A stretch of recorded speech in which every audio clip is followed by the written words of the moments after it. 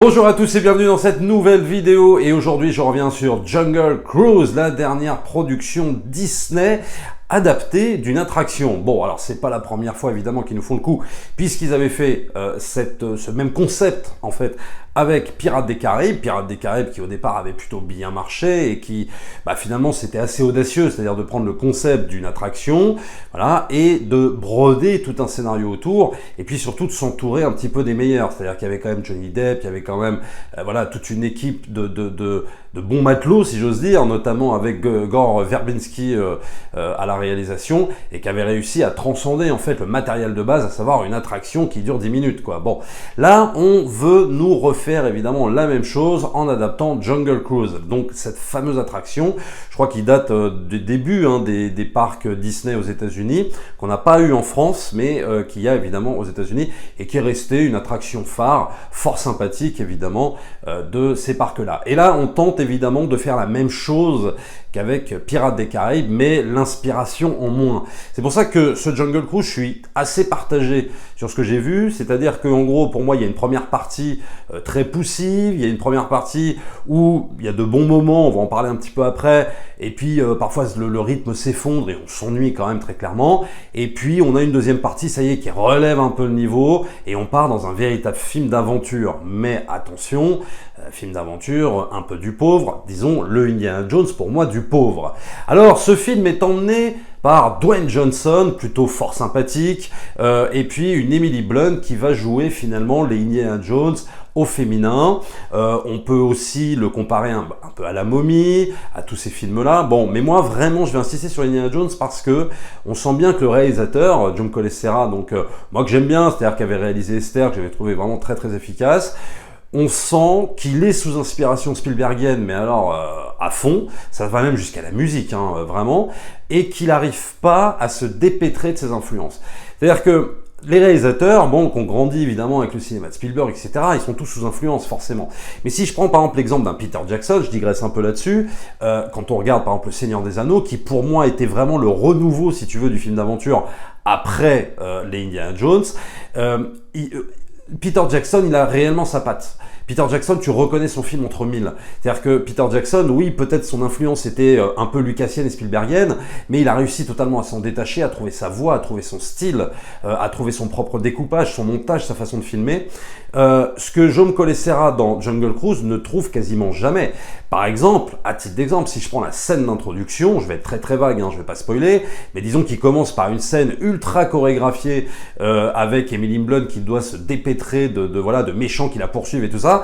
On est presque dans une chorégraphie un petit peu à la Temple Maudit, évidemment le génie en moins, mais on a cette volonté-là, et ça va même jusqu'à l'utilisation de la musique. L'utilisation de la musique de James Newton Howard, pour le coup, qui est quand même pas un débutant, le mec fait du John Williams, quoi. Mais vraiment, si vous tendez l'oreille, alors après un petit peu moins, mais dans cette séquence-là, il fait réellement du John Williams. Mais c'est vraiment perturbant, quoi. Le mec, on dirait qu'il a pris le meilleur des partitions de John Williams, et puis il refait, il colle des bouts de la partition, et puis voilà, il fait la musique de Jungle Cruise, quoi. Et ça, on va le voir vraiment dans le tout début du film. Après, alors au niveau des personnages, il y a l'inspiration à La Poursuite du Diamant Vert, de Robert Zemeckis, film d'aventure que j'adore, que moi j'aime presque autant que Indiana Jones, quoi. Et là, on a donc ce personnage fort sympathique, donc interprété par The Rock, quoi, par Dwayne Johnson, et en gros, il va jouer, si tu veux, quand il va rencontrer Emily Blunt, il va jouer sur le fait qu'il doit se faire payer, etc., machin. Donc là, on est vraiment dans La Poursuite du Diamant Vert, mais elle est en plus sympa que La Poursuite du Diamant Vert, parce que le personnage est quand même moins cynique que le personnage de Michael Douglas dans La Poursuite du Diamant Vert, mais voilà quoi, pareil, inspiration, ou alors peut-être plagiat, clairement, de À la Poursuite du Diamant Vert. Et en fait, toute la première partie du film va être comme ça, quoi. C'est-à-dire qu'on va même avoir un peu du African Queen, on va avoir donc du Diamant Vert, on va avoir du Indiana Jones, on va avoir tout ça, sauf peut-être du Jungle Cruise, en fait. C'est-à-dire que on a envie, à un moment donné, de se poser, de dire au réal, bah oui, mais quand est-ce que toi tu trouves ta voix? Quand est-ce que tu nous racontes ton truc à toi? Quand est-ce que, tu te défais, en fait, de tes inspirations? Et il y a pas un moment en fait où il va réussir réellement à s'en défaire. Il va voilà, être sous influence permanente, sans trouver vraiment sa voix, sans trouver vraiment son style, malgré évidemment l'histoire racontée, mais bon, qui est un peu prétexte à quoi, voilà, à raconter un film d'aventure. On a le personnage d'Emily Blunt. Alors le personnage d'Emily Blunt qui me pose un petit peu problème parce que il est plutôt sympa et elle joue vraiment très très bien. Mais le problème que ça pose, c'est que si dans la première partie, ce personnage est totalement assumé, c'est-à-dire personnage aventurière, féminin, etc. et on l'a bâti de cette façon-là, on l'a construit de cette façon-là, et le but est qu'elle mène voilà la barque, le film, le jeu, quoi. C'est totalement lâché dans la deuxième partie. C'est-à-dire que le problème, c'est que t'as The Rock qui est quand même producteur exécutif et tout ça, il a mis ses billes dedans, et que il faut bien qu'il ait autant d'importance que le personnage d'Emily Blunt, quoi. Et c'est exactement ce qui va se passer. C'est-à-dire qu'en fait, dans la deuxième partie du film, je trouve que Emily Blunt, elle est plus en mode je subis, si tu veux, les situations. J'ai un peu plus peur, je monte mes faiblesses. Alors c'est pas plus mal non plus, hein. Mais ils ont du mal à assumer, si tu veux, ce pourquoi, en fait, ils ont mis Emily Blunt en premier rôle, c'est-à-dire de faire la revendication féminine, etc., et de ne pas aller au bout des choses, voilà.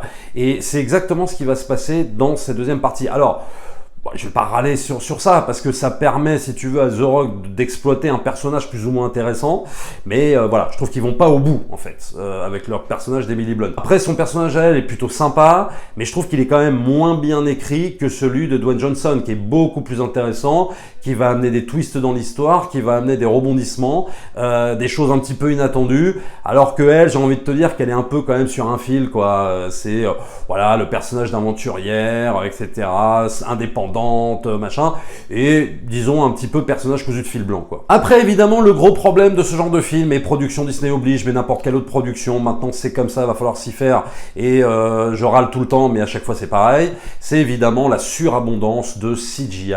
Alors là, c'est des CGI, mais absolument partout. On se demande même s'ils sont allés tourner, je sais pas moi, dans les décors où ils disent qu'ils sont partis, quoi. C'est-à-dire que vraiment, enfin, ça pose vraiment un problème, quoi, parce qu'on a vraiment l'impression de plein de fonds verts de partout. Par exemple, je sais pas, ça va même jusqu'aux animaux. Par exemple, t'as un jaguar, à un moment, Dwayne Johnson se bat avec un jaguar. Le jaguar, évidemment, tout en CGI, ça fait fake. Et puis du coup, je trouve que ça dévalue, en fait, un peu le côté hyper costaud d'un Dwayne Johnson qui se bat contre un amas de pixels. Donc si tu veux, pour moi, tout ça fait très très fake. Et on va avoir des CGI, mais absolument de partout, mais pendant 2 heures. Et c'est là où, pour moi, c'est le Indiana Jones du pauvre. Il faut se rappeler que dans les Indiana Jones, il y avait évidemment l'utilisation de CGI, d'effets spéciaux, de matte painting, de tous ces trucs-là. Sauf que tu avais tout ça entrecoupé de vraies choses. Je rappelle, dans le Temple Maudit, c'était des vrais insectes. Il y a eu l'utilisation de vrais serpents. Il y a eu, enfin voilà, tu sentais que tout ça est un univers palpable, concret, vivant, véritable. Là, le truc, c'est tout est fait par ordinateur et puis tu as 2 acteurs qui s'agitent au milieu, quoi. C'est pour moi le gros problème de ce genre de film.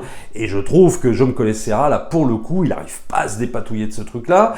Même, je dirais, dans les scènes les plus impressionnantes du film, donc à savoir la deuxième partie, et là, je vais commencer un petit peu à spoiler, dans la deuxième partie où tu as l'histoire de ces conquistadors maudits et tout ça qui reviennent, qui est plutôt très sympa, mais qui rappelle un peu trop Pirates des Caraïbes. Bon, même là, il a quand même beaucoup de mal à se défaire du CGI. Tout est en CGI, c'est impressionnant.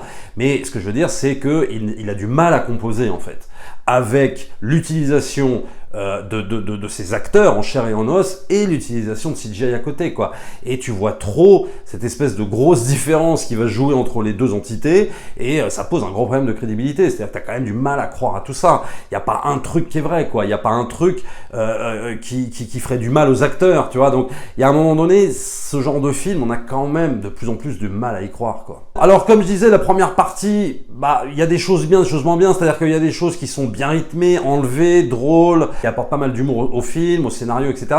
Et puis, une fois que l'aventure part, enfin l'aventure, je mets des grosses guillemets, parce que pour moi l'aventure, elle part vraiment dans la deuxième partie, mais dans cette première partie, quand ils partent à bord du bateau, etc., tout ça est un peu long, quoi. C'est-à-dire que c'est des explications sur surexplications par rapport à la quête qu'ils vont mener, et tout ça n'est pas très palpitant, parce que je trouve que même si les 2 acteurs jouent bien, qu'il y a une alchimie, allez, correcte, mais elle est juste correcte, quoi. C'est-à-dire pour moi, ça traverse pas les murs, quoi. Il y a pas l'alchimie qui devrait y avoir normalement, peut-être du fait d'un problème d'écriture sur le personnage féminin, bien plus que sur le personnage de Dwayne Johnson. Et donc pour moi, ça pose un problème, voilà, d'alchimie. Et donc on s'ennuie un peu, on se sent un peu à l'écart de leur quête, etc. Et heureusement, voilà, d'un seul coup, comme je le redis, les conquistadors arrivent et là, d'un seul coup, ça y est, l'aventure prend son envol avec des séquences sous-marines où tu as des mécanismes à actionner, etc.